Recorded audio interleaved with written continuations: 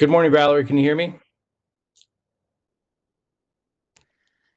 Good morning, Councilmember Spence. I can hear you. Thanks. Look at me. I'm the first here. Can you hear me okay? I can, yes. Awesome, thanks. Okay. I'm going to mute and just hang out. Give me a shout if you need anything. Will do. Thank you. You're welcome.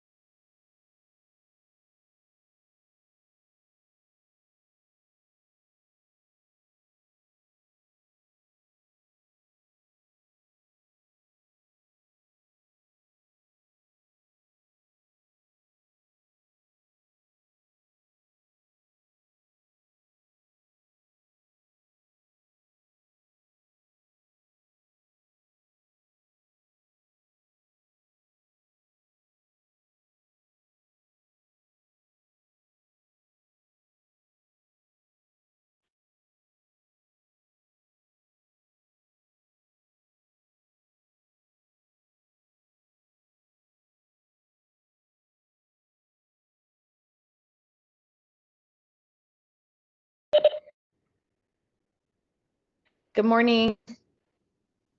Good morning, Mayor Daniels. I'm to make sure testing audio and camera. All right, I'm going to turn it off for a minute. I'll be back on in a bit. Good morning, Councilmember September.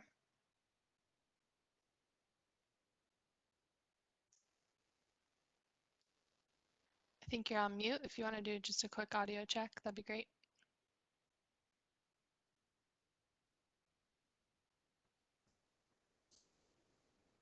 You're still on mute. I can unmute you if you need. There we All go. right, there we go. How's that?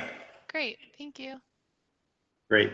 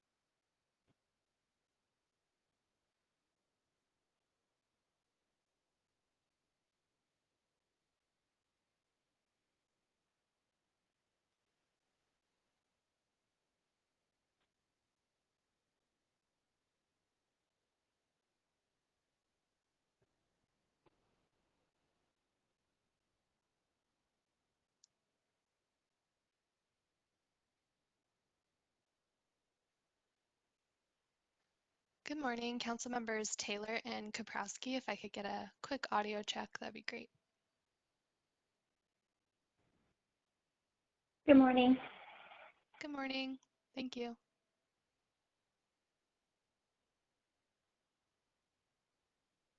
Hi, Valerie. Can you hear me okay? Sound great. Thanks. All right, thanks.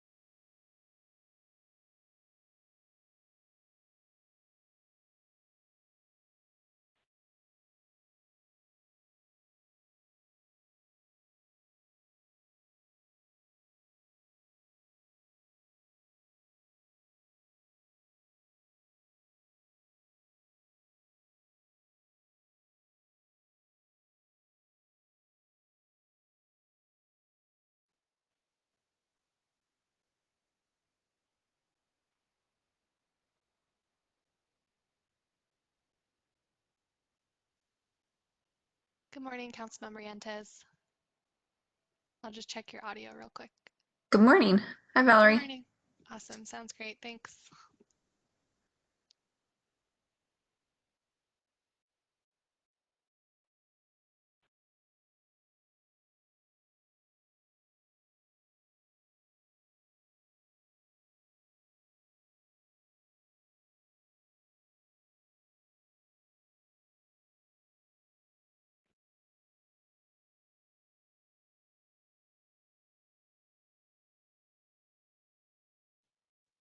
Hey, Valerie, can you hear me okay? Yes, I can hear you. Hey, I've got some slides if there's an opportunity to share. Is that a possibility? Sure, I think we can make that happen. Okay. If you want to just send me instructions via text, Oh, do that. or if you want to kick it to my Yahoo email, whatever works on how to do that best, that would be wonderful. Thank you. Okay, thanks.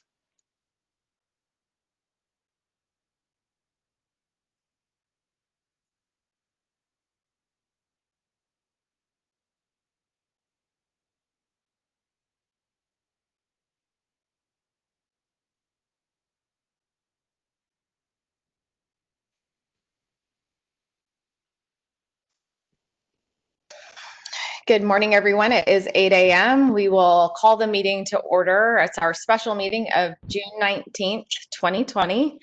Thank you all for making this possible, especially to town staff who are working diligently to ensure that we have access to everyone and everything this morning.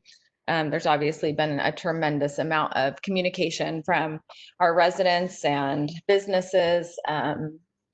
I've never drained a cell phone battery so quickly the last couple of days. So thank you all for so many of you who have reached out. We do have one public hearing item this morning, and we have received a tremendous amount of public comment. So I want to make sure I'm going to do this in the right order. First, I'd actually like Chris Payne to, if you can, Chris, our town attorney, introduce the item. Let us know what options we have. I believe we've narrowed that down to 3 specific options. At that point, we will have Valerie give us the update on the email summary. Lisa will give us an update on the comment cards, and then we will hear from the public, and then we will have the council comments. So I will open the public hearing on agenda item 1, the emergency order, and ask Chris Payne, our town attorney, to introduce the item. Good morning, Mayor, Council. Can you hear me okay? Yes. Okay, fantastic. So the item that you have before you is an order. It'd be an order for the council to require the wearing of face coverings in the public. The council has this authority under statute as well as town code and the governor's most recent executive order that was issued a couple of days ago, order number 2020-40. As written, the order would require face masks to be worn in public and in businesses that are open to the public. So the council has basically 3 options today. It can choose not to act on the order and leave everything in place the way it is. It can choose to pass the order as written, which would require face masks in public areas and assign penalties to it under ARS 13-707 and 26-317, which would make violation of it a misdemeanor, or it could enact an order but require no penalties to be associated with it.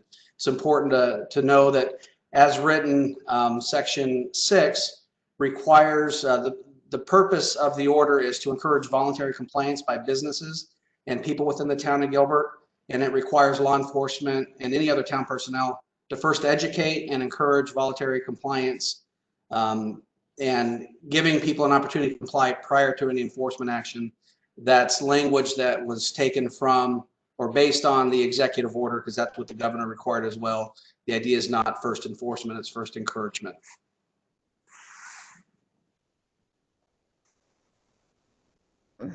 Thank you for that summary, Chris. I think we all have been made aware at this point as what we have before us. We do want to ask Valerie to give us the email update. Sure, thank you. Mayor Daniels, Council, as of about 4 p.m. on Wednesday, Mayor Daniels received over 900 emails from residents, and you were copied on the majority of those as well, the entire council. Of those emails, 607 were supportive of a mask wearing requirement or mandate. 262 were against a requirement. Thank you. Thank you, Valerie. I think that was as of 4 p.m. yesterday, right? Thursday. The days are did all running update. together. Yeah, I did update actually the numbers. So that was as of about 5 a.m. this morning. Okay. Thank you. Appreciate that very much. Of course. Lisa Maxwell, our town clerk.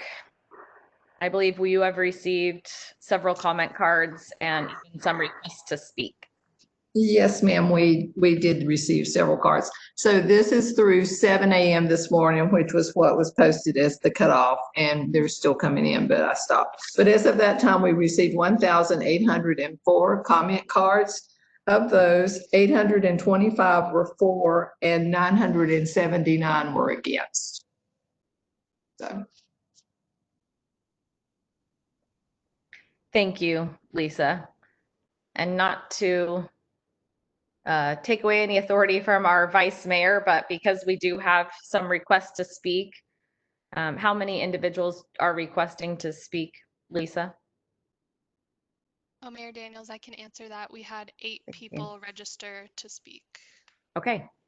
The council can by head nod. Are we ready for public comment? Excellent. Okay, so we have 8 individuals. I'd like to give them 2 minutes each with your permission, council. And Valerie, will you call on those individually and then allow them to unmute them? Yes, our first registered person is Rich Van Blarkum, and I do see you're on the phone, so I will unmute you in a minute. After that on the list is Barry Reagan. Rich, you'll be unmuted now. And Rich, for clarification, you do need to state your name and your city of residence. Thank you. Can you hear me? Yes. Very good. My name is Rich Van Blarkum. I reside in Gilbert, Arizona. And to the mayor and council members, thank you for the opportunity today to address you. My comment regarding the masks are, as residents of town of Gilbert, we're registered and we do vote. Both my wife and I are strongly opposed to the mandatory wearing of the masks or for any other government infringement upon our rights as citizens of the United States of America. As a United States Air Force veteran, many before me and after have paid the ultimate sacrifice for the freedoms that we have today, and on occasion, sometimes we take for granted. As adults, we are fully capable of making up our own minds as to what is and is not in our own best interests as individuals. Others that have a differing opinion, they too are free to make up their own choices and minds, whether it be the wearing of a mask or not, or simply staying home or not. We need to keep our individual freedoms and should not allow these freedoms to erode away or to be taken away. It is becoming quite clear that this is a political move by the government to shift the responsibility from himself. It simply does not make sense to have different outcomes for each of the towns and cities in Arizona. We are a free nation and we must remain free to make our own choices, whether they are in agreement with others or not. We strongly oppose the mandatory wearing of masks. May God bless the United States of America, and thank you for this time to speak with you. Thank you. All right, next on the list is Barry Reagan, and I don't see that Barry has logged on. So next is going to be Carrie Nikos, and after that, Colette Nichols. So Carrie, you are going to be unmuted now. Good morning. Can you hear me okay? Yes. So my name is Carrie Nikos. I'm a resident of Gilbert. I'm an ICU nurse by trade, work in critical care at hospitals here in the Valley. Over the last 12 years, I've seen the sickest patients and things are not easing up right now. I'm a strong proponent of face coverings for Gilbert. I consider this a temporary Band-Aid. In my email to the council people, we need an intervention. I don't know what that intervention is, but this seems like a reasonable and logical one. I use the analogy of, if your child is failing math, are you going to let that kid fail math and get an F? You're going to intervene. You're going to get a tutor. If you get diagnosed with high blood pressure from your doctor, critical high blood pressure that could kill you, you are not just going to let it ride. You're going to change your diet. You're going to exercise, possibly have to go on medicine. If you have a leak in your backyard, you are just not going to let it go. Do I like wearing a mask? No, it's uncomfortable. Other states have successfully done this. New York, New Jersey, they are opening up safely. I feel bad for the burden of the board and the mayor. It's very difficult to make this decision because tempers are high right now. And I understand that. And I really feel like if all of the mayors and the city council people of the surrounding cities get together, it will eliminate confusion. Chandler, Mesa, Phoenix, et cetera. You can't go from one city and wear a mask to the next city and not wear a mask. If it's all aligned, businesses won't hurt. People won't have to go to Mesa and spend their money and not spend their money in Gilbert. You know, it's just something I really feel strong about as a temporary solution. And I thank you for the time this morning. Thank you. All right, next we have Colette Nichols, and after that is Cameron Grady. So Colette, you're unmuted now. Good morning, council members and mayor. I appreciate you giving me the opportunity to speak this morning. I am a resident of Gilbert, and I am also a business owner in the city of Gilbert. So I do have two interests when I talk about this issue at hand. I am strongly for mandating mask wearing here in the town of Gilbert. Here are my reasons why. Number one, I myself am high risk. And so the idea that we are infringing upon people's rights, when you don't wear a mask, you may be infringing upon my right too. And I don't have a choice but to go to work. And many high-risk people don't either. You know, I often liken it to your rights end where your fist meets my face. And so when your behavior does harm to others, it's no longer your right to behave that way. Number two, I think as a town, we need to band with the other, come into agreement with the other towns around us. Many of them are requiring masks.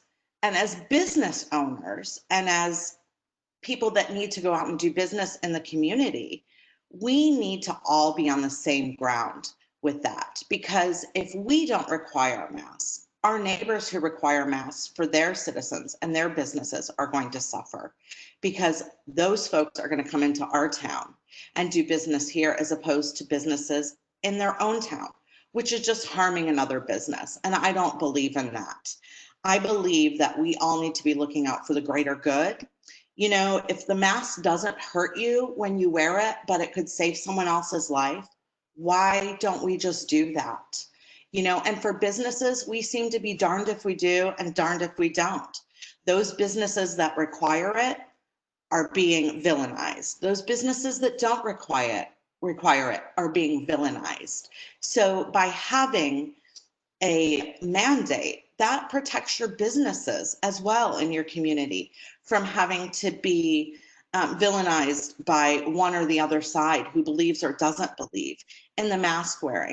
I do believe that our governor should have made a mandate from the state level.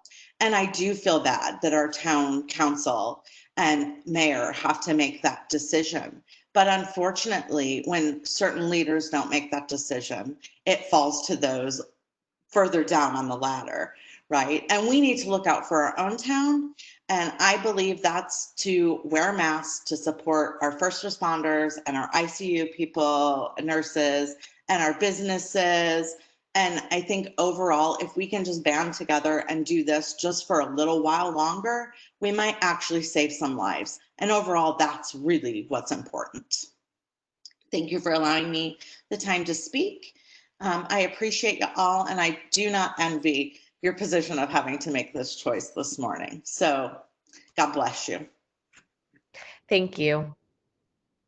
All right, next is Cameron Grady. After that is John Chiazza. Cameron, you can speak now.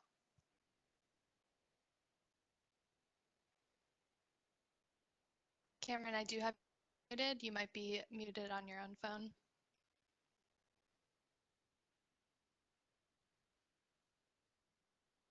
Can you hear me? Yes. All right. Good morning, Mayor Daniels, distinguished council members. My name is Cameron Grady. I'm a resident of Gilbert, and I'm opposed to the mandated wearing of masks. I feel it's a very slippery slope, And having a government, whether it's a local city government, large government, force citizens to do something, I've got some very concerns about that. I think it's a path we should not be going down. Do I feel that we should do things to protect our vulnerable? Yes. My mother, she has had pneumonia several times. She has weak lungs. I'm very concerned about her health.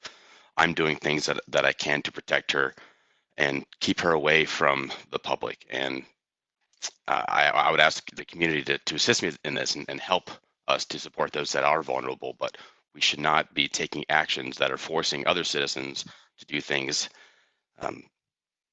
period. So that's my thoughts. Thank you all for your time.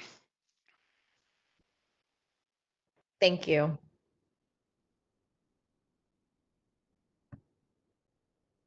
Valerie, you have the next step. All right, yep. John Chiazza is next, and after that is Tony Bones. John, you can speak now. Hi, I'm John Chiazza, and I am a Gilbert resident of 31 years. Mayor Daniels and City Council, let's do the responsible thing here and have all businesses in the city of Gilbert require face masks until we see the trend of positive cases has gone down to acceptable levels according to the CDC. We cannot let this virus continue to spread without doing something about it. I fully support mandatory face masks by all establishments within the city of Gilbert. It should be written policy on all establishment doors. All in violation of policy could face being closed down. I have pre-existing conditions of heart disease and seizures, and I want to feel comfortable in establishments that I have to go to, knowing that all inside will be wearing face masks. I feel our governor opened up way too fast, and now because of his errors in judgment, we are all having to pay the price. I have been a resident here in Gilbert, and I love our city. I would hope we take strong measures here and stop the spread of the virus, and all cities around us do the same. Thank you. Thank you, John. All right, next is Tony Bones, and our last speaker is going to be LaVista Jones. So Tony, you can speak now. Good morning, everybody. Thank you so much for taking time to be here. I understand that these decisions are often difficult, and so often it seems that the easy answer is the right answer. And how easy would it be just to make a law and say, okay, everyone wear masks? But I'm here to actually compel you and to move you to say, no, I want you to reconsider that and do not put on what seems to be such a health concerning answer, one that seems to say, oh yes, this is what is best for the community good. Because actually not, believe it or not, masks are not good for the health of the community. But first and foremost, it's not good because it is actually a contradiction to the liberty that is guaranteed to us by the Constitution. I mean, how so? Well, first off, freedom, just to be clear, is not the ability to do what one wishes whenever they wish. It's so commonly believed by my generation. I'm a millennial. But rather, freedom is the ability to do what one is obliged to do. And a person is obliged to decide what is best for his or her health without government interference. Well, why? Because the government is not responsible for the health of the individual. Therefore, they do not have authority over the health of the individual. Therefore, they cannot mandate what someone must do in regard to their health. It must be left to the best judgment of the individual. Now, perhaps there's a scenario where even to the best judgment of the individuals, this threat is too great. Maybe the government should step in. Well, maybe something like war, famine, or a cataclysmic disease. But folks, COVID-19 is not a cataclysmic disease. It has a 99% survival rate. A Stanford study came out recently saying that the mortality rate is likely to be about 0.1% to 0.2%, while the World Health Organization said 20 to 30 times higher. So there's just a lot of hype going on right now in the world, and I want you guys just to really focus on doing the right solution as opposed to the easy solution. Thank you for your time. Thank you. All right, our final speaker who registered is LaVista. Let me find you. LaVista Jones, speak now. Good morning, Mayor Daniels and City Council. My name is LaVista Jones, and I am a resident of Gilbert, Arizona. I will keep this very brief. I am in favor of mandatory masks in public. I feel that if we as residents can do something simple to protect ourselves and to help protect our other residents here in Gilbert, that's what we should do. We've heard from at least one health worker during this meeting, and she's there on the front lines. You know, we're at home and, you know, we all have our own opinions, but she's seeing this and living this every single day. And, you know, clearly our state as a whole is having issues because our numbers keep increasing. So if there is something that we can do as a community to protect ourselves, those that we live and work with, I'm definitely in support of doing so. And the last thing that I'll say, I'll just leave a quote from Coretta Scott King, that the greatness of a community is most accurately measured by the compassionate actions of its members. This simple task of asking ourselves to wear masks, I think, is one of those simple measurements of compassion. Thank you for your time. Thank you, LaVista. Confirming, Valerie, that there are no additional requests? That's correct. Okay, thank you. That moves us to council comment. Councilmember Taylor, I understand you have some slides you want to share. Perhaps it's easiest for us to start with you today. That would be fine. Can you hear me okay, Mayor? Yep, you sound good. Valerie, what's the best way for me to do that? Well, I can just share your slides that you sent over if that works, just to keep it simple. Did they come across okay? Yes. Okay, great. Let's see, is it coming up now? I can see it on my side. Is that okay for everybody else?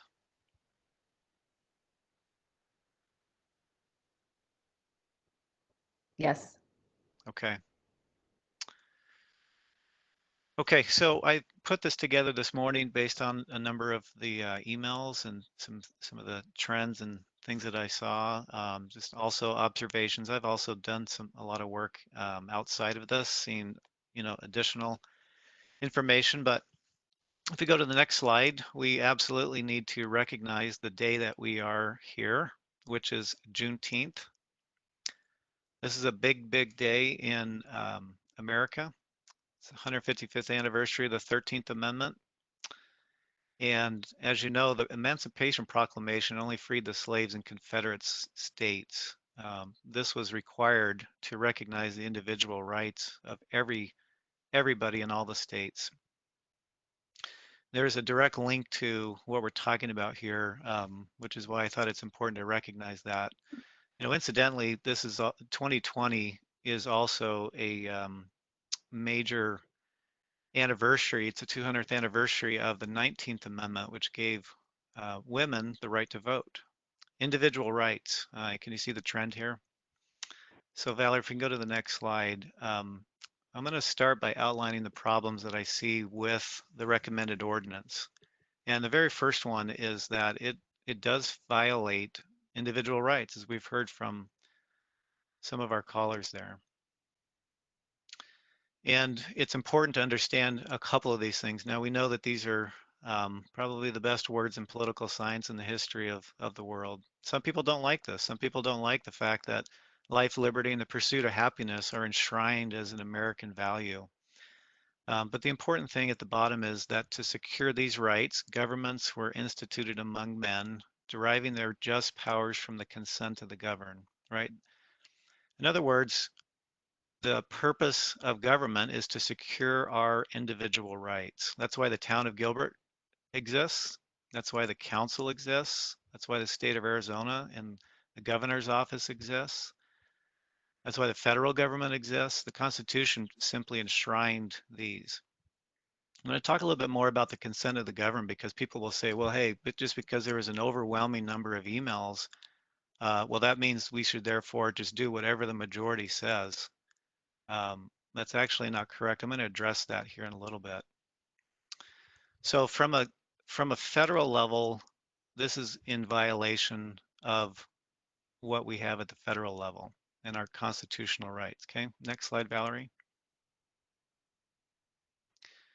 As I mentioned, it violates this idea of the consent of the governed, right? It gives the majority, does it give the majority unlimited rights over minorities, right? Whatever some popularity poll says or whatever a bunch of emails say, you know, those are good. We absolutely want to get it. But does that allow people to trample on the rights of others if a majority says so? Nope, not even close, right? One of the great principles that helps us to be free and prosperous in our society is quoted below. Efficiency and dispatch require government to operate according to the will of the majority, but constitutional provisions must be made to protect the rights of the minority. Okay, there's a balance there. It's not all or nothing. Valerie, can we go to the next slide?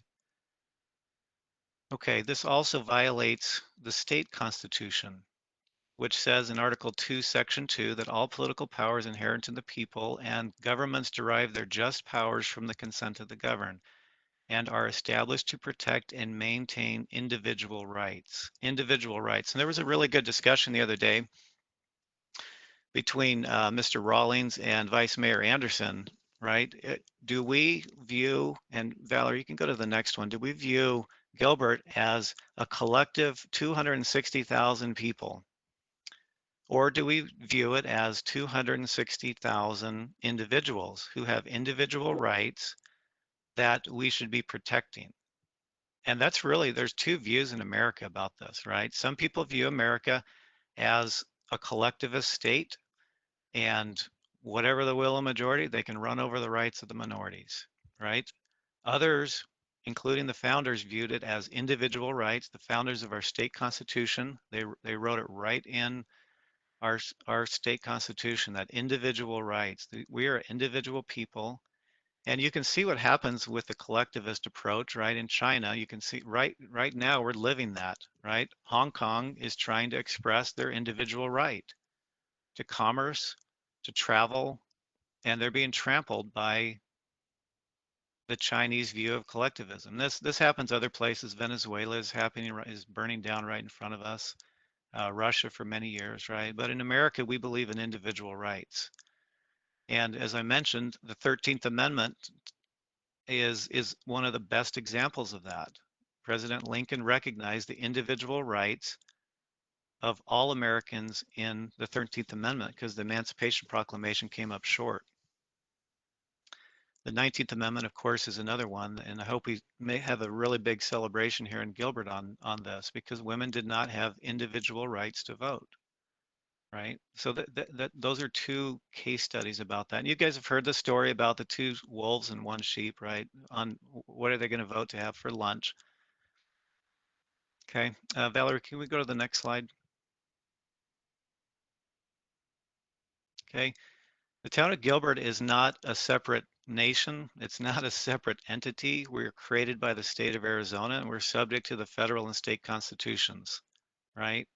The state laws, the statutes that authorize executive orders do not authorize us to trample the rights of the minority, right? Legal action can and should be taken by the town against the town of Gilbert whenever we violate the rights of individual citizens. And Gilbert should know better than anyone in the whole union why this is true.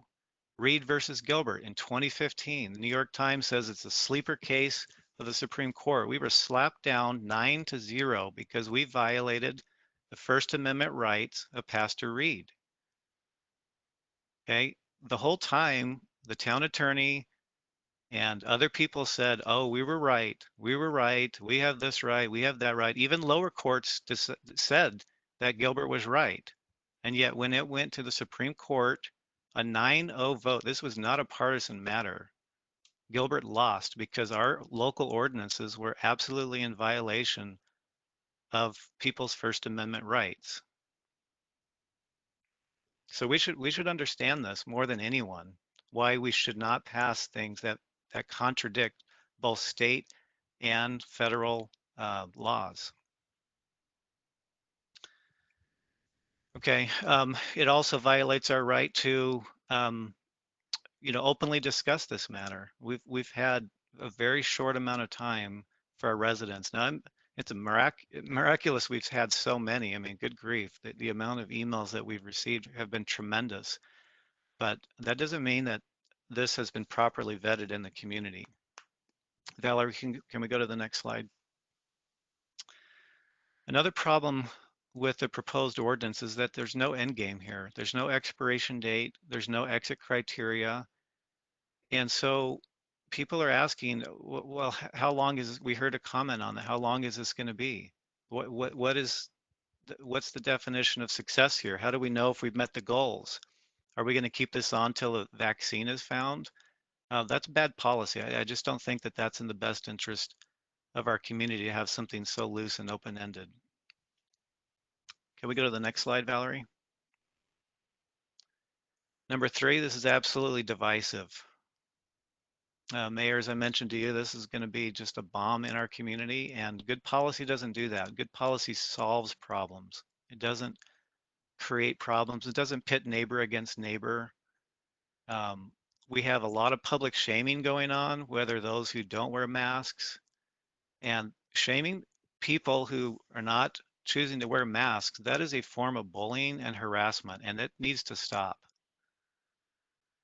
The education is one thing, and that's always appropriate, and being kind and recommending, but the public shaming of people who don't do what you want is completely inappropriate. And what this recommendation will also do is create a lot of fear and animosity between the citizens and the police, because we're going to be asking the police to enforce this potentially.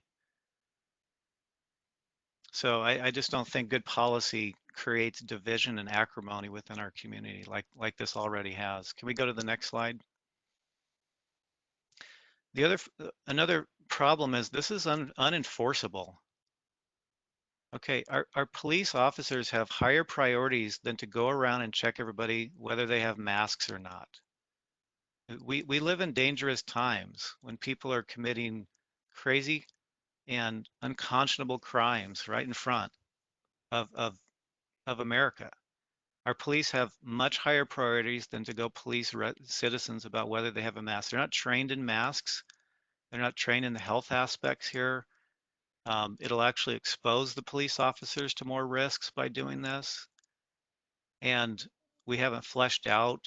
There are some exceptions, but there's not a lot of details here. There'll be so much confusion and thrash here when our poor police officers are trying to enforce this ordinance. And our police officers are good and honorable people. They're going to want to do the right thing, and we're going to put them in just an incredible problem if we ask them to enforce this.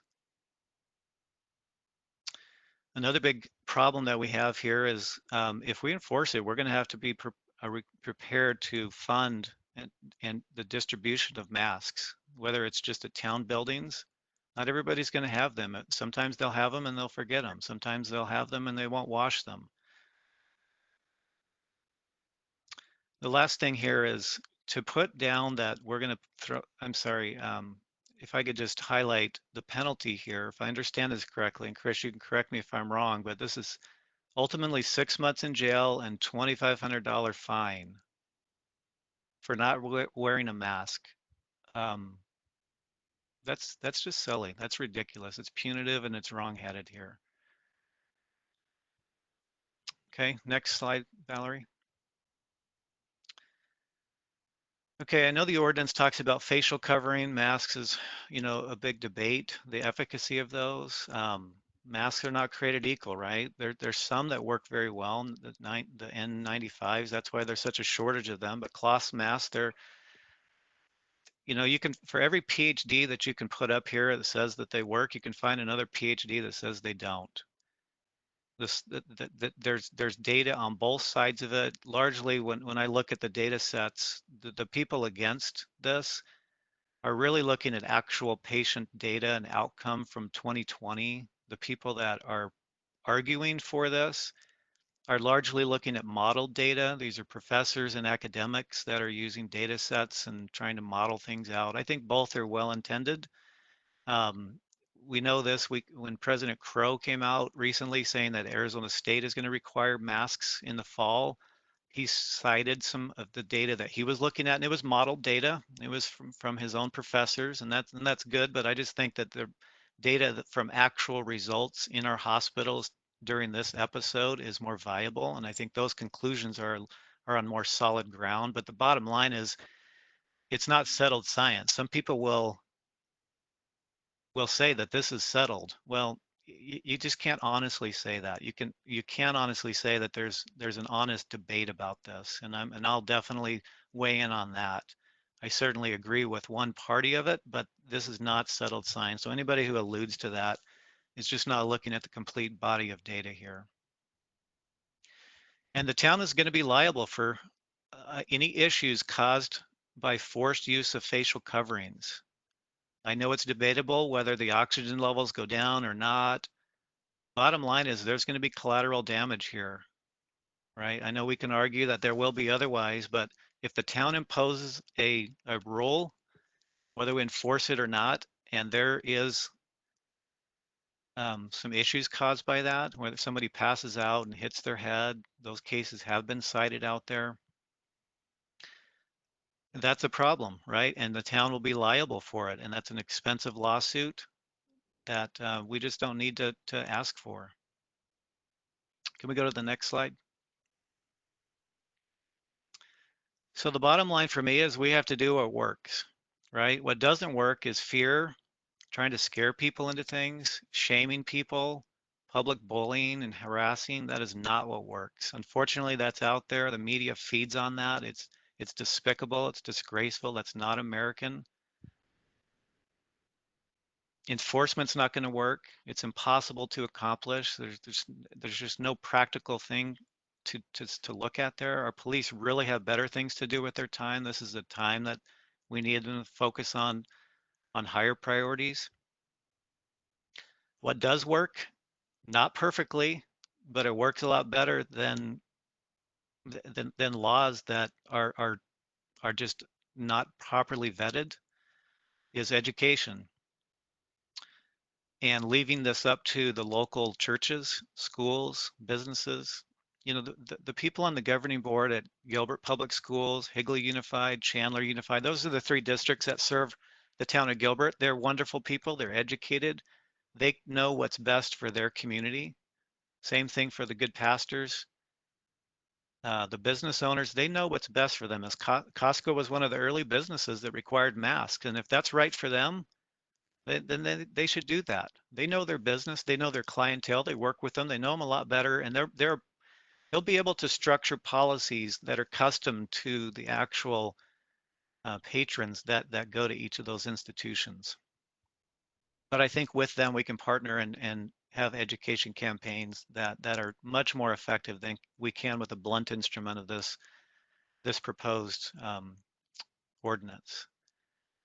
So that's my recommendations. Valerie, if we could just conclude on the last slide, the fundamental action here is to not take action on the governor's order. We can go to the next one.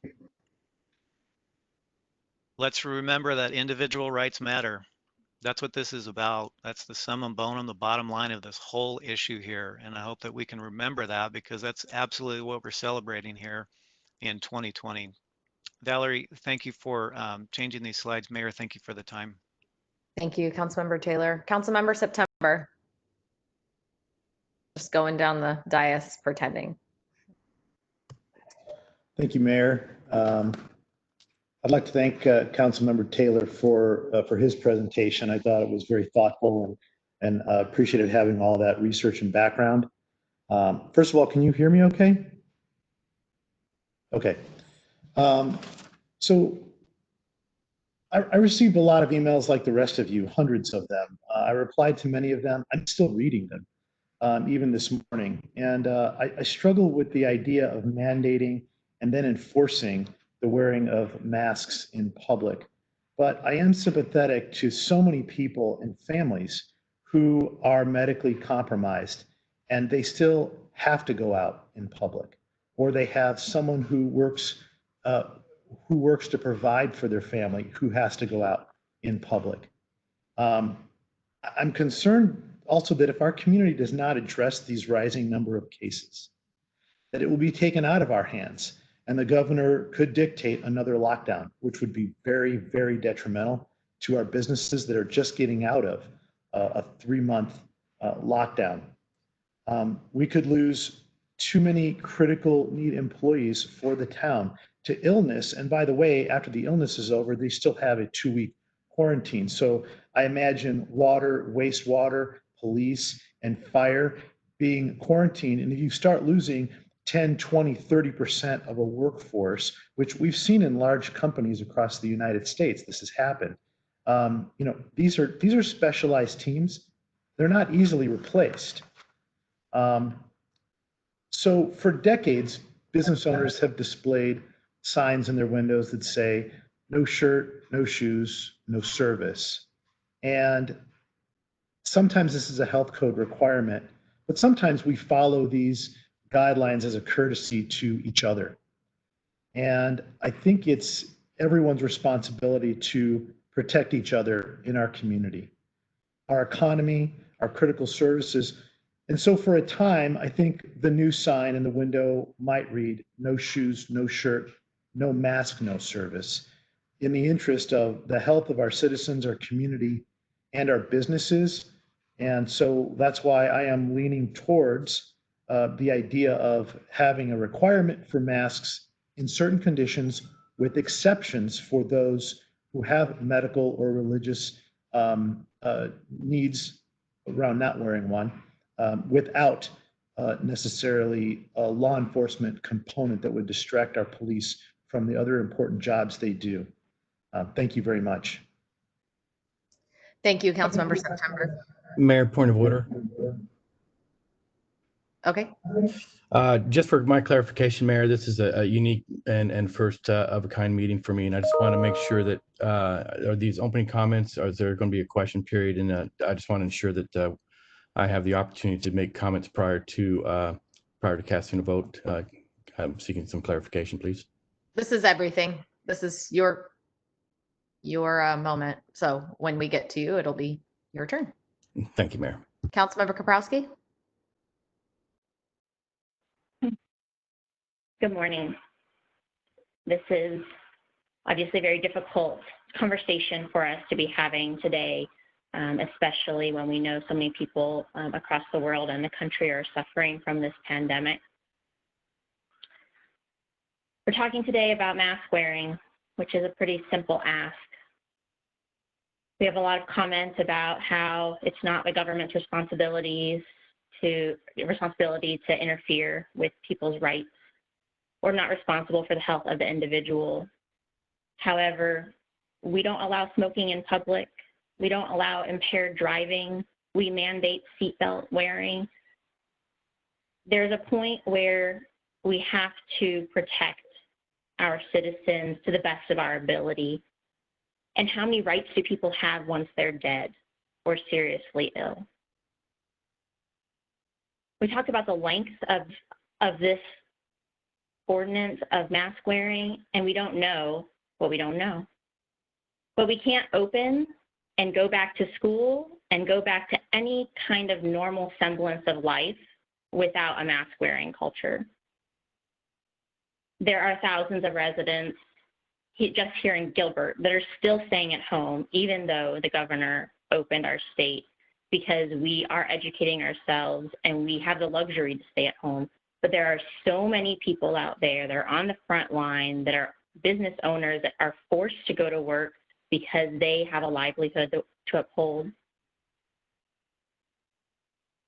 The asymptomatic spread of this disease is alarming. People that have no symptoms, or people that have not shown symptoms yet, are the ones that are the super spreaders of COVID-19. And that is where the mask wearing will protect the exponential spread of the disease. And we do have some precedent The 1918 pandemic lasted 2 years and had 3 waves. Communities that did nothing had 4 times more deaths during that time period. I'm not willing to wait until we're 100% certain of what's going to happen, because at that time, if we do nothing and there are 4 times more deaths, we're going to wish we did something more.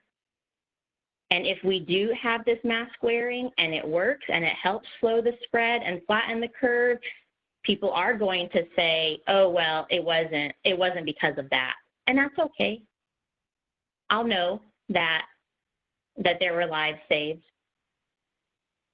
We do need to educate, but we've already let people decide what they want to do in the past month with the state reopening. And that has caused the acceleration of the disease in Arizona that we've seen just in the past week, with a 39% increase of cases in Gilbert alone. And those are just the cases where people had symptoms and got tested. Those are not all cases and all the asymptomatic cases that we have no idea exist in our community. I am that mom that bleaches the playground equipment. I wear my mask outside. I try to stay home as much as possible. I have parents, grandparents that are at risk, that are locked down, staying at home because they want to protect themselves. They're scared. And if we do this simple gesture for each other, for our community, I think we're going to see a tremendous improvement in our economy, because people are going to be more comfortable leaving their homes when they know that others have their masks on and are not coughing all over everything, because it's protecting others, not necessarily yourself, it's others, spreading our particles from our nose and mouth. I am in complete support of a mask wearing ordinance. We have the cities of Mesa and Tempe have already done it. We may even have a county-wide mandate that would kind of make this a moot point, but I think it's very important that we think seriously about the consequences of our decision today. And if we can save 1 life, 2 lives, it's not even lives. This disease causes tremendous health problems for people in the future as well. And we're going to see that. We really need to do something and do our part. It is unfortunate that we're at this point where we have to make this decision, but now it is our decision to make, and we need to do what's in the best interest of people in the community, and hope that we can slow the spread, flatten the curve, support our frontline workers who have been battling this every day for the past several months. I am in complete support of the mask wearing mandate, and hope others can see that this is something that we can do instead of doing nothing. Thank you, Councilmember Kaprowski. Vice Mayor Anderson. Thank you. As Councilmember Kaprowski said, this is a very difficult issue, and it's too bad that it seems to be kicked down the road from where it should be coming from. But nevertheless, let me start first, talking a little bit about my concern that, as Councilman Taylor had pointed out, there doesn't seem to be a measure of success for this. There's no end game. What are we going to measure whether or not this is successful? Is it the number of ICU beds available? Is it the number of deaths? Is it the positive testing? What is the measure? And I think that needs to be defined, because I would suggest that we need to come back, if we do end up going forward with this declaration today, we need to come back at a definite period of time, just like we're doing with taking a look at our economy. Where are we at in our tax structure, and whether or not we have the revenues that were projected, and we take action accordingly. And I think we should be doing the same thing here. We need to know what the end game is. We need to know what is success. and then be able to take action accordingly. If we come back in 2 weeks or in a month, can we get the data that shows that we have flattened the curve, or if we've done something that has really affected the virus and the spread of the virus, or is it still doing the same thing regardless of what we've done? As Councilman Taylor said, we trampled on rights, and by doing that, have we really affected the outcome of what's going on? And we need to know that, and I think we need to know that quickly. That's why I would feel more comfortable with a declaration like this that has something to it that describes how we're going to measure success and when we're going to measure this success and take action accordingly. And the declaration itself, in item 2, when it talks about the different requirements for the wearing of masks, I'm a little uncomfortable with item B, which is where we mandate all the businesses do it. I think that's something they should be able to make a decision on their own, but actually in item C, it talks about any indoor or outdoor spaces that they need to do. If they can't do social distancing, then they need to wear the mask. That seems to me that would be, the businesses would have to do that themselves too. If they can't do social distancing, then they have to require a mask. But to come right out and say that businesses are required, I'm a little uncomfortable with that. Item 3, I'm worried about item 3A, where there are exceptions. And Councilman Taylor mentioned that there will be exceptions. People are going to say that they have an exception, they have this or they have that. How do we determine that? What do? Do we ask them for papers? I can remember years ago, some other people asked for papers, and that was not a very good outcome with that either. How do we determine whether or not they're exempt from having to wear the mask? I'm real uncomfortable with just leaving that open without defining them. And in the enforcement and the implementation and the enforcement, that really has me uncomfortable. As was mentioned previously, I don't know that given what's happening with our policing right now, that this would be a priority of our department. You know, I read years ago, and you're all familiar with a book called The Scarlet Letter, where women in a certain community were, if they had committed adultery, they were marked and shunned away from the community. Are we going to do that to people that don't wear masks? Are we going to mark them in some way and shun them from the community? I'm uncomfortable with that. So with that, again, the biggest thing for me is if we go forward with this today, I want a time limit when we can come back, have some data presented to us. I don't know what it is, whether it's the ICU beds, the death rate, or the positive tests. There's got to be something that tells us this is working or not working, and we can make a judgment based on that. So I'd like to see that happen. With that, I'll pass my time, Mayor. Thank you, Vice Mayor. Councilmember Yentes. Thank you, Mayor. Appreciate the time to discuss this issue. I've never seen so much outcry from the public as far as an issue that's obviously has people very sensitive about it. So appreciate everybody sharing their thoughts online and through email, and reading through those has actually been very helpful. It's also not an easy decision because we've heard from a lot of cross sections of the community. You know, we've heard from business owners that support it, business owners who don't. We've heard from healthcare workers that support it. We've heard from healthcare workers that don't. I read a couple emails that were very surprising from people who have had COVID. One that was supportive and one that wasn't.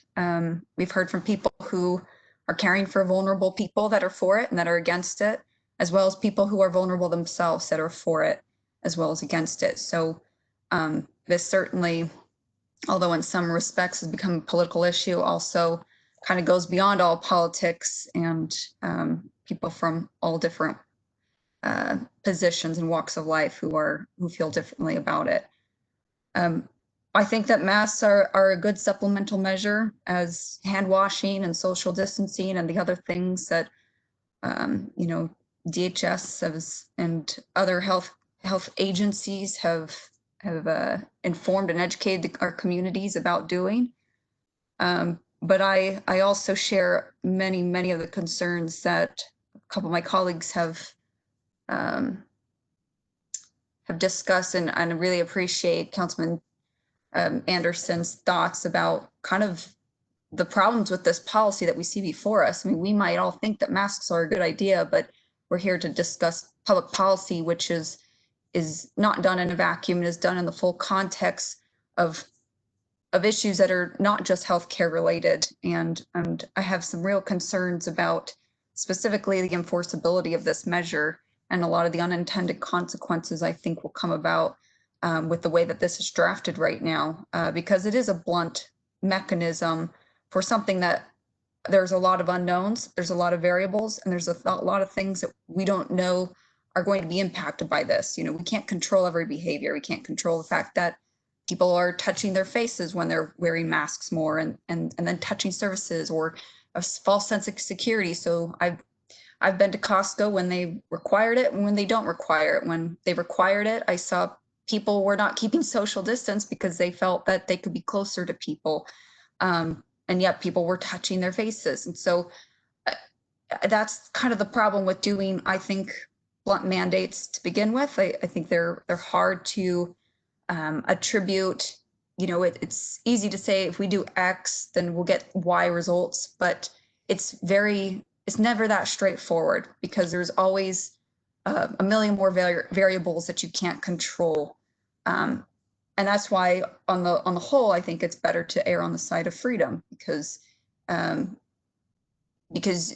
we can't take into account every little thing that everybody's going to do. And if we could, we would just put all the data into a mechanism, and we would churn out perfect policy. But that's there. We can't do policy by algorithm. It just doesn't work that way. As far as the enforcement, additional thoughts on that. You know, I know Councilman Anderson had said, you know, there's exceptions. So what if you have a medical or behavioral issue?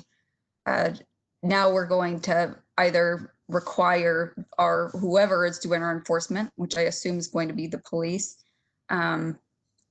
do they cite first, and then does the burden of proof reside on that resident to go through the machinations of providing proof that they're not, or do they have to have some probable cause that the police officers, in order to assume that that somebody doesn't have it, it's not truthful what they're saying? It's very, I think this is going to be a very difficult area to kind of suss out, and I don't think we've had the time to suss it out, and I definitely don't think the policy in front of us considers all these gray areas that are going to be problematic. You know, are we going to enforce if they're not wearing it correctly? If they're not wearing it over their nose, there's really no point to wearing it at all. You know, that's not thought out through this policy. And then lastly, I just say, I think that the appropriate role for us to play in this really is education. And I know back when, you know, all levels of the government were educating about social distancing, I saw a tremendous effort by the community to do that. I think that's lax a little bit. I see, you know, kind of people maybe setting that aside now, maybe because of fatigue, or maybe because we just haven't been out there beating that drum as consistently. And so I don't think we've done everything on the front of educating people, and I think we can do more. And I think that's a better approach, a more balanced approach going forward. So those are my thoughts. I appreciate the thoughts of my colleagues in the community. This is certainly a considerably difficult decision to make. Thank you, Mayor. Thank you, Councilmember Yantes. Councilmember Spence. Thank you, Mayor. And I'd like to start out thanking you for your leadership during this crisis and calling for this emergency meeting. I believe that people should always have a voice, and that council should share the burden of the difficult decisions such as this. It's something that we need to be able to shoulder the weight of the decisions that we make. This proposed action challenges me to the very core of my beliefs regarding the role of government, and to echo what my colleagues have said. This is something that I have struggled, and honestly, this is the first agenda, the first time that I have actually lost sleep going through the hundreds of emails and trying to be completely aware of the public's perceptions and ideas and recommendations and concerns.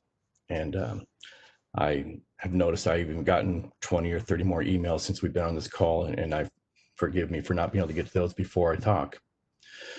Sadly, this isn't the first time dealing with an outbreak. I personally have worked through 2 onboard an aircraft carrier, 1 viral with an H1N1, 1 bacterial from a contaminated water supply off the coast of India. And in both those cases, we had to exercise elements of our CBR defense protocols, CBR being the chemical, biological, radiological defense protocols, in which we had to deploy those protocols to combat and recover for a forward deployed warship. Most recently, I've had many personal friends that were affected by the COVID outbreak on board the USS Theodore Roosevelt.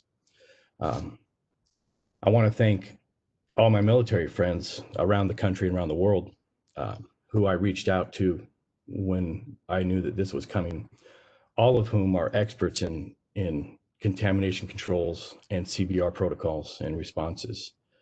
I want to add, I think I also may be the only one on council, or even with town leadership, that has gone through formal training and experience with exercising CBR protocols, both in the military and shipboard, as well as procedures for combating in a municipality when you have ships that are pulled in port and you have events such as this.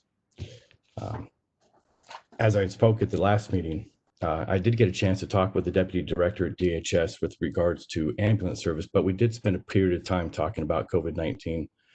And so I do feel that I also have a little bit of a perspective from DHS side of what's taking place, what efforts that they are deploying. I'd like to start with a couple of questions and to echo, again, several of the concerns of my colleagues. And my questions are targeted to Town Attorney Chris, if you are available to unmute yourself. I'd like for you to walk me through the violation process, and here's the scenario. As a resident of Gilbert enters into a restaurant that is not wearing a mask, and the restaurant is posted in accordance with this instruction, explain to me the sequence of events and how that would be executed as far as the involvement of the interactions between the business, the patron, and the police force. Thank you, Councilmember Spence. To clarify in the scenario, would this order, be adopted as written today with penalties in your scenario? Is it? I'm sorry. Oh, sorry. Would in your scenario, are you assuming this order has been adopted with the penalty? Well, and I'm gonna jump ahead on that one. I do. Prior to calling for a vote on this, I do intend to make a motion to eliminate section 7 of the enforcement. I think it's something that I'm not comfortable with, putting our police officers into the world of enforcing and patrolling the masks. However, I think that if you present this scenario without section 7 and that specific enforcement in there, can you describe me what means of enforcement we would have? Yeah, so if a business in Gilbert has posted a sign saying face masks are required for the public to enter, and someone refuses to wear the mask, if the store employee or the manager says, hey, you need to wear a mask or you have to leave, and if they refuse to leave, then the business could call the police department, who out and ask them to leave, or potentially cite them for trespass, because it's private property and the person in control has requested that person to leave. Okay, so that and echoing Councilmember September's comment that it would be very much in line with the no shoes, no shirt, no mask, no service, and it does empower the restaurant to enforce the protocols that they have established. Is that correct? Correct. And that would be a trespassing, not necessarily the police officers patrolling people that are not wearing masks. That's exactly right. If someone goes into a restaurant without shoes and they ask them to leave or put on shoes or leave and they refuse, they could be trespassed for their refusal to leave. Again, I want to echo it, and I'm very thankful that my colleagues also brought up. I'm very concerned about the expiration of this, and anytime that we approach or even exceed what may be government overreach, I'm very uncomfortable with an open-ended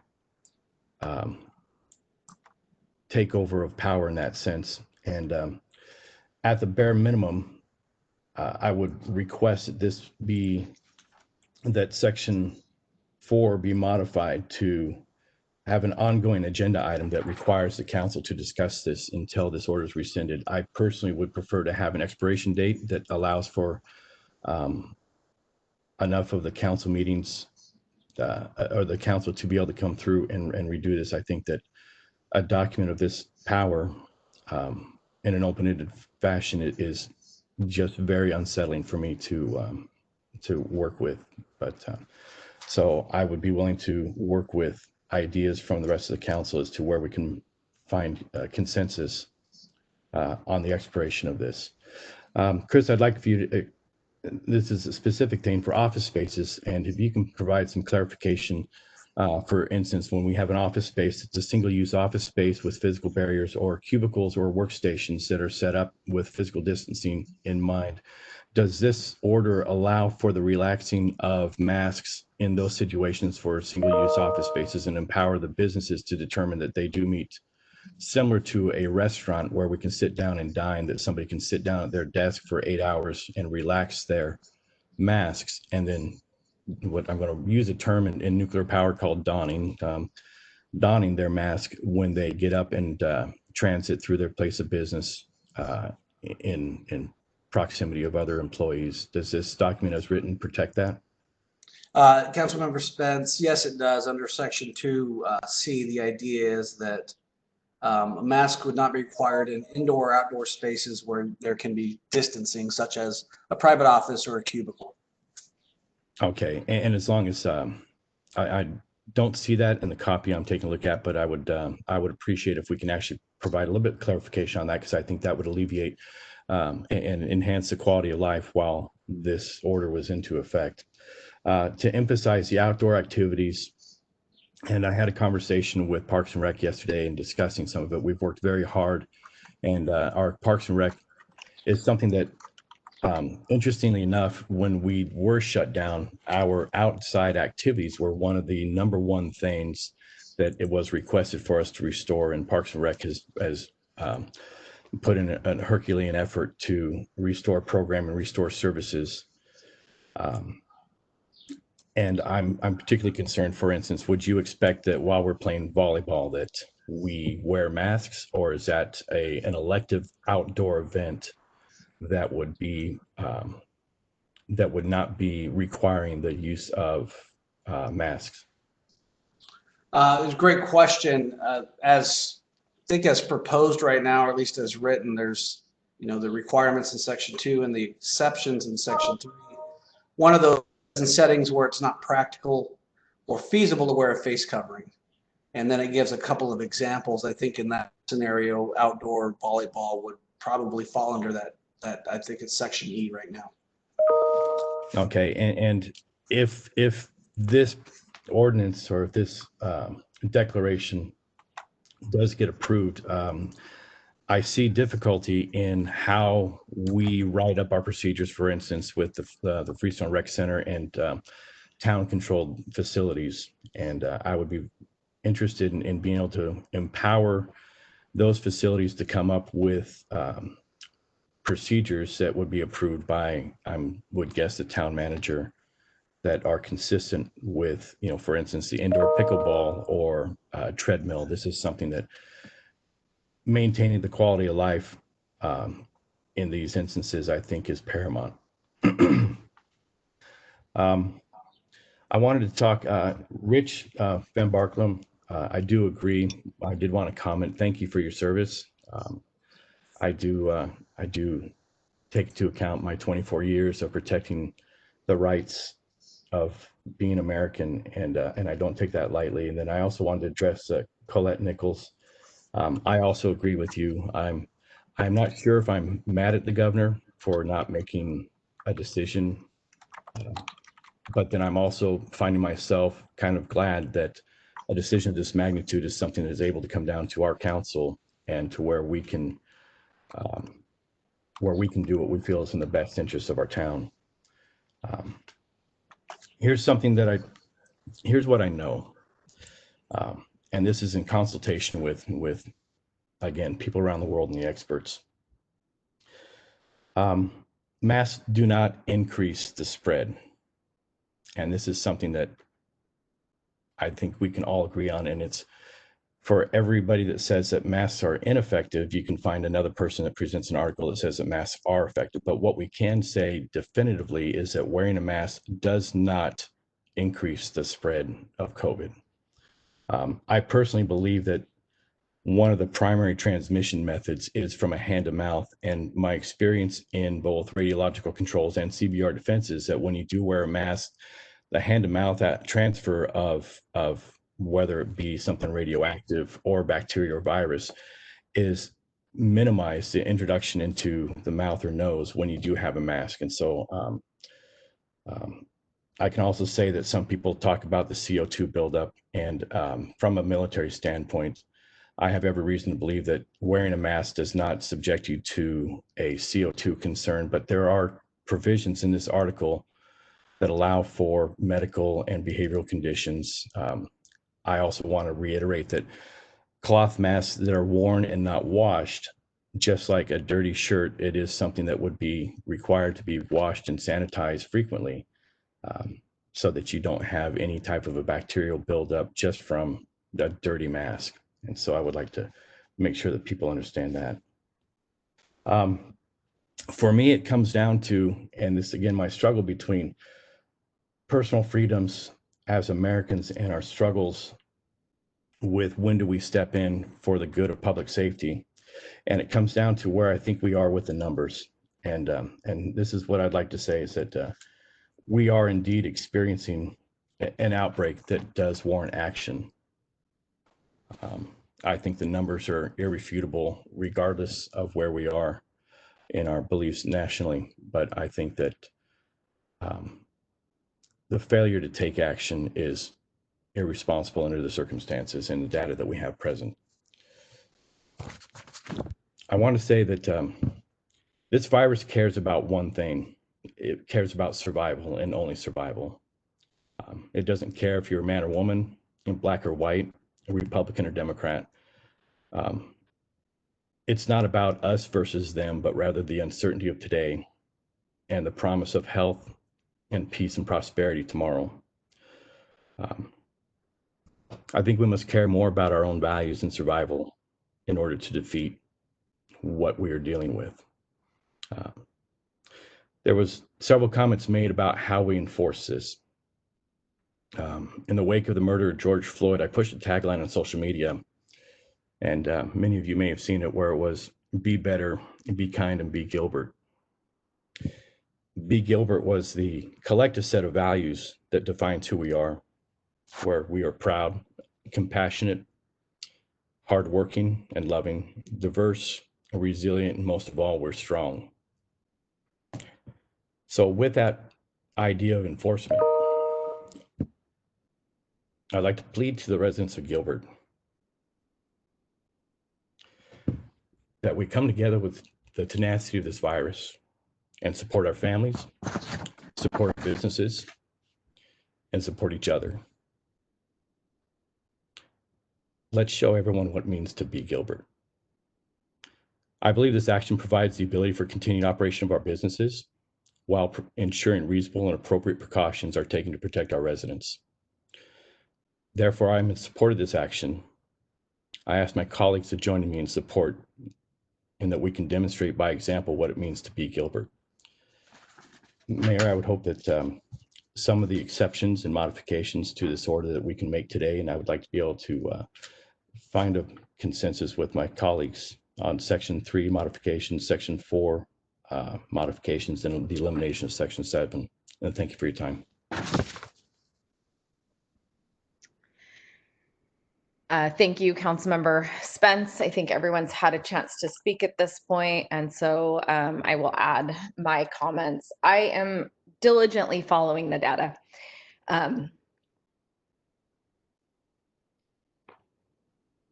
Sorry.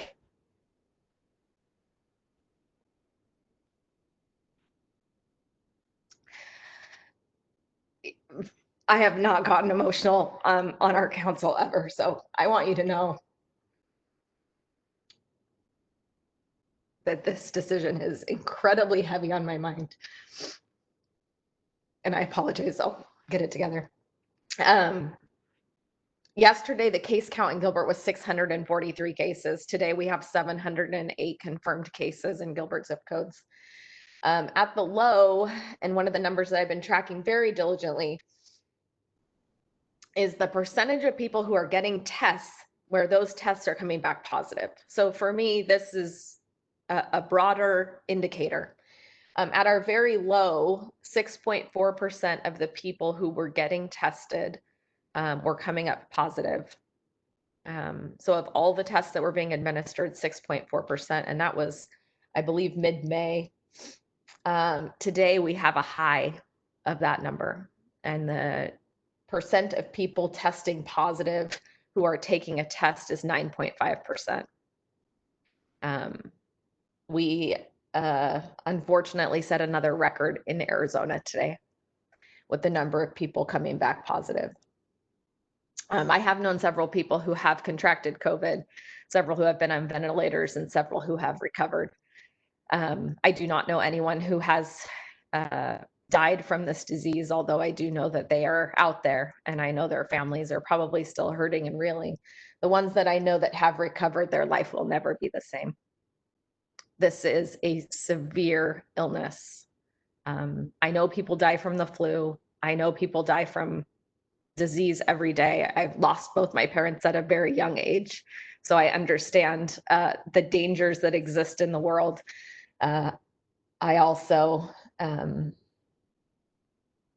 believe in personal liberties, and I believe in personal freedoms. And part of what makes Gilbert, I think, an incredible place is, by and large, there is respect for others to live life the way that they choose to live it.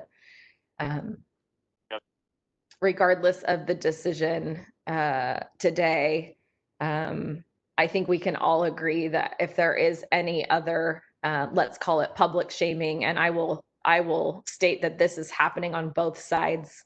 Those who are not wearing masks are being shamed for not wearing masks, and those who are wearing masks are being told that they've made a political statement. We do not know people's individual circumstances. We are not here to judge one another. We are here to make an individual decision, and I want to make sure that's really clear. I would like to make some changes to the order. I do think that we should strike altogether Section 7 of the penalties section, because I do want people to make an individual choice. I also can't ignore the data, and we have to make a positive decision on behalf of our healthcare workers, on behalf of our first responders, our town staff who we need to show up every day to work, especially to provide clean water and ensure that town services that are essential to the health and welfare of our entire community continue. I also believe that we should strike Section 2, letter B. It says, when entering and while inside of a place of business or mode of transportation open to the public. I would like to strike Section 2, letter B, and instead leave A and then move letter C to letter B, and remove the word other in C, so that what we are really talking about is when entering and while inside town-owned buildings and facilities, and C, in such indoor or outdoor places where persons are unable to maintain safe social distancing. You should not have to wear a mask if you're going on a walk in the morning, if you are exercising and are able to maintain 6-foot distancing. Our businesses, by and large, have been very responsible about making sure that there is physical distancing between tables and other things. I've seen that playing out in gyms and in other spaces. I would, and under the executive order of the governor, I would ask that they continue to do that and to adhere to the guidelines that have been provided to them through the state.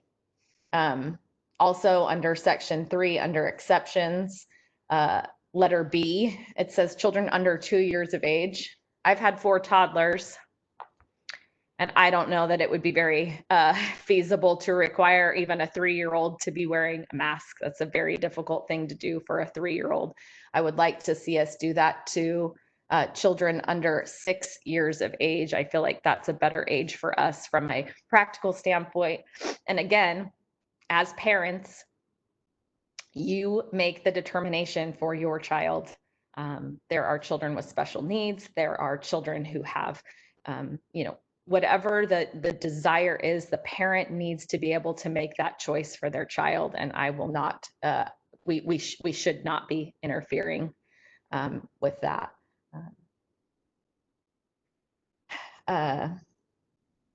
The effective date, I believe if we wait till Monday, that does not serve our community. So I would urge that our effective date be as of today at 5 p.m.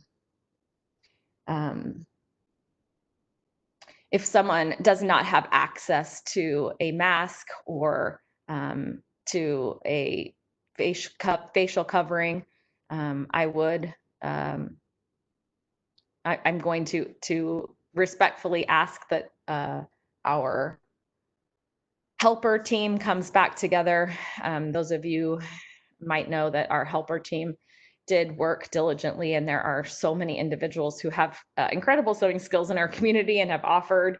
I do believe that as a community, we can find a way to provide a mask for anyone who is in need or would like one. And so we will work diligently on that front to ensure that there's access to that.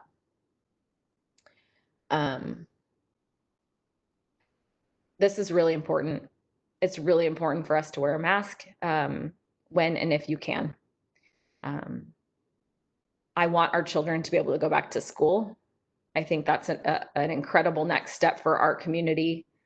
And so for that reason, I would like to see us come back together, have an expiration of this emergency order in 30 days, where we come back, we check the numbers, we have a conversation as a council. There is a date certain for the end of this. We look at the percentage of individuals who are testing positive, as well as the total number of Gilbert numbers. And I will continue to communicate with our hospitals as well as I have. There is some concern amongst our hospitals right now, and I cannot take that lightly. With that, are there any other desires for any changes in the order? Councilmember Kaprowski. Mayor, in regards to the length of time for the order, you mentioned 30 days. My concern is that with schools starting on August 5th, that may not be long enough to really gauge the true impact, and that the expiration date or time where we can really touch base is 3 to 4 weeks after schools reopen. So my reasoning behind 30 days is a lot of our schools go back at the end of July, and this will give us a chance to have a touch point as a council at the end of July. If people are diligent and if we can prove that masks are actually moving, we will know. We will know that within about 3 weeks worth of data. And that gives us an opportunity to continue to see a downward trend on a daily basis when we know that masks have had a positive impact. And I don't want it to extend longer than that, specifically because I am concerned that we will create fatigue amongst our community if we are not seeing what we anticipate of seeing, which is improvement. So I think the public deserves for a further conversation and another hard look at the data from all of us in 30 days. Councilmember Anderson? Don't the school districts have their own policies they're going to follow on masks anyway? Interestingly enough, I did have conversations with our schools over the last couple of days. They would like us to be consistent. We have Gilbert Public Schools, which operates in both Gilbert and in Mesa. Mesa has already made a determination about what they're doing, although to be clear, they have not taken action yet. So I just want to make sure that's clear. They have a meeting today as well. The county is meeting today at 1:30. That may change this entire conversation, but the schools will, at least as of the conversations that I've had, will be adhering to the town's standards, which again is also why I feel like it's really important to come back right before school, at least before school starts. And Mayor, to echo exactly what you're talking about and Vice Mayor's concerns, I did have a lengthy conversation with Gilbert Public Schools Board last night.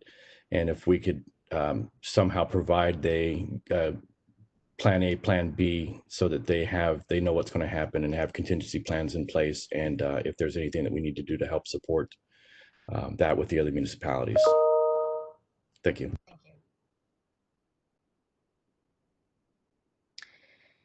For those of you who indicated that you would vote in favor of the order on some level, I know that there was varying degrees of, do you have any other concerns about the changes?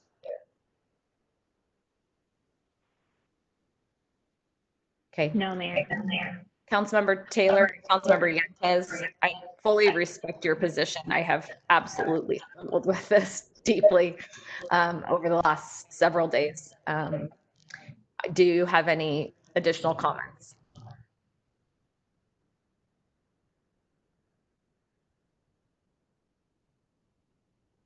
I appreciate the changes you're making to this. There, obviously, there's a difference in opinion, but I do think that the changes are an improvement, so appreciate that. Thank you. Councilmember Taylor? No, nothing else from me. I do think that we need to stay in touch with it. I don't expect a lot of the community to abide by it. I think there's going to be some significant blowback. We saw in Orange County, they had their Department of Health come down with something similar, and they had to rescind it within 30 days because there was so much thrash and acrimony in their community because of this similar directive. Check out the LA Times story on it, but I do think this is headed in the wrong direction, but I spoke my piece. I appreciate the time, and we'll see how things turn out. Thank you, Councilmember Taylor. With Mayor that, Daniels, I'd like to end just with a comment with the position that we are putting the Gilbert Police Force in this process, and just again to the community and to all of us to understand that they're doing a very difficult job, and that we give them the utmost consideration for the work that they do to keep us safe. There is a striking of Section 7, at least in my recommendation. So unless called upon by a business, if a business calls PD and asks for assistance because they've made a determination within their own business that either physical distancing is not being followed or someone is not wearing the mask, that is the only scenario in which I anticipate PD getting involved in any way. Thank you, Mayor. Somebody can correct me if they see a different scenario, but. Okay, with that, would someone like to make the motion with those changes? Or Mayor, this is Chris Payne. Could I just clarify something? I just want to make sure I've made changes based on your direction. The first one is to Section 2, striking B, former Section C, striking other in front of indoor. Section 3B, changing from 2 to 6 years of age, and 4 saying that this emergency order shall become effective at 5 p.m. on June 19th. And I added after that, and shall expire 30 days from its effective date, which would be today, unless modified or rescinded. The one question that wasn't addressed is section 5, which is the posting of the emergency order, the very last sentence. It would require businesses to post the order. If you still want that, right now it says signage requirements have an effective date of Monday, June 22nd. Would you want to keep that date the same? Yeah, I very much feel like there is going to be an education component of this. We could strike that last sentence in its entirety, since there's no enforcement. Thank you. Into that. Okay, That would be my preference. Anybody else have a comment on that? Okay. And then the last section, other than section 7 being the penalties being deleted, is the last portion of section 6. I would end it after emergency order and then delete and give an opportunity to comply prior to the enforcement. Just take out all enforcement reference. Thank you. Okay, thank you. I believe that was a great summary of the order that we will be voting on. Does anybody wish to make the motion? I'll do it. So moved. Is there a second? Second. We have a motion and a second. We were going to do a roll call vote, so I will do this in order. Councilmember Taylor? I vote nay. Thank you. Councilmember Timber? Aye. Councilmember Kaprowski? Aye. Vice Mayor Anderson? Aye. Councilmember Yentes? No.